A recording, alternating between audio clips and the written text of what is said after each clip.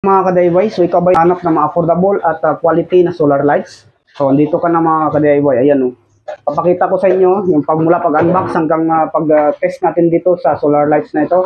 At yung kanyang solar panel, pwede kang mag-charge ng iyong cellphone dito mga ka-DIY. Dahil mayroon siyang USB output. So ayan mga ka-DIY, dumating na rin sa wakas yung ating in-order na solar lights. So, tingnan natin ngayon kung magandang klase ba yung dumating sa atin. Mura lang ito, nasa 344 lang kasama na yung shipping fee. Ayan o. Ayan, so tingnan natin. So may free pala siya. Ang ganda. So tingnan natin yung kanyang laman. Ayan. So.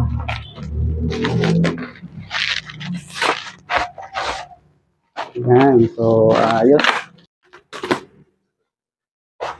So, ayan sa mga ka-DIY, oh.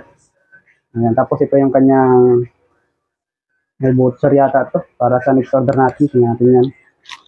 So, may kasama siyang flashlight. So, may kasamang flashlight na maliit lang din. So, unahin natin muna yung kanyang free na flashlight. So, ang cute, ha. So, thank you, Sailor. Thank you sa pag-gift mo na, flashlight. Ayan. So, ito siya, oh. Yan, ito yung kanyang lagayan. So, plastic yung kanyang lagayan. So, maganda rin, matibay. Ito yung kanyang charging cord, naka-micro. At ito yung kanyang ilaw. So, ito yung kanyang switch. Ito yung kanyang chargeran. So, ang ganda pala. Oh. Ano? Ayan. So, thank you dito. Thank you, Sailor, dito sa yung free na ilaw. So, ang ganda. Kahit maliit lang pero ang liwanag niya. So, dito naman tayo sa ating solar. Ayan, so tamang-tama kayo matesting natin dahil mainit sa labas. Ayan, yung kanyang cord. Naka-type C yung kanyang cord. Ayan, so ito lang. Wala na siyang ibang kasama. Ito yung kanyang itsura. Ayan guys, oh. Plastic lang din pero wag lang sana iwasan nyo lang na mahulog. Kasi parang yung plastic niya ay babasagin talaga. Ito yung kanyang handle. Meron siyang lock. Ayan, pitin nyo lang para umigpit. Ayan. Ito yung kanyang charging input, saka USB input. So, pwede ka pala mag-charge dito. Ayan, ito yung USB, pwede ka mag-charge dito. So, subukan natin mamaya yan. Tapos yung kanyang charging input, subukan din natin.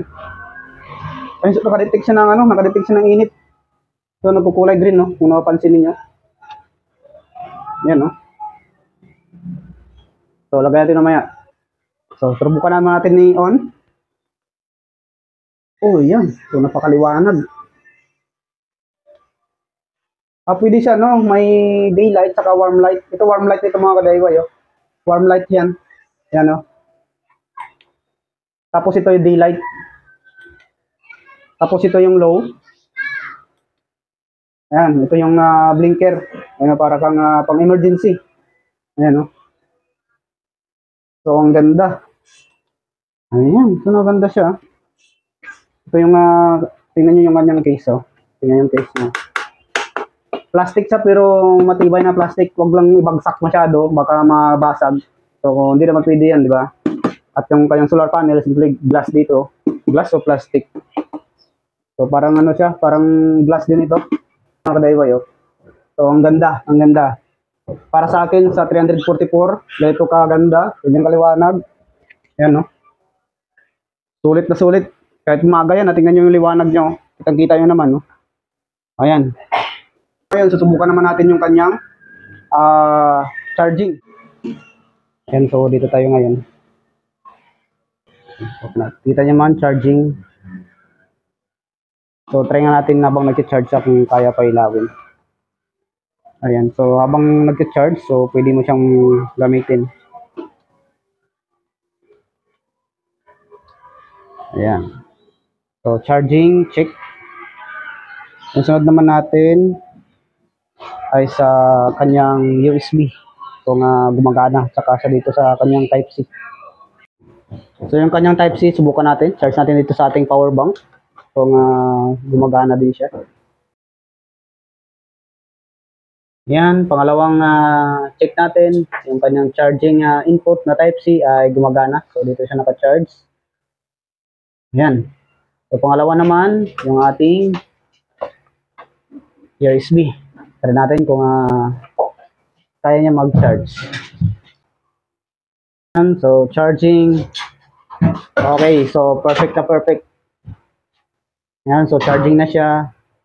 Kahit di siya fast charger, pero at least nakaka-charge din siya mga ka-DIY. Nice one, nice one. Ang ganda, ang ganda.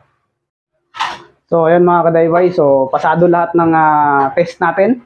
Mula sa kanyang USB, Type-C charging, tapos solar charging, at yung kanyang ilaw. At pagdating dito, safe na safe. Tapos, meron pa kasamang free na ni flashlight. So, 100% yung rate natin dito. So sana ganito kalagi kaganda yung mga dinideliver ng mga seller sa atin.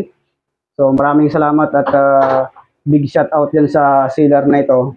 So sa gustong bumili mga ka-DIY, so nare-recommend ko sa inyo yung solar lights na ito. So, nasa yellow basket natin yung kanyang store na binili natin ito.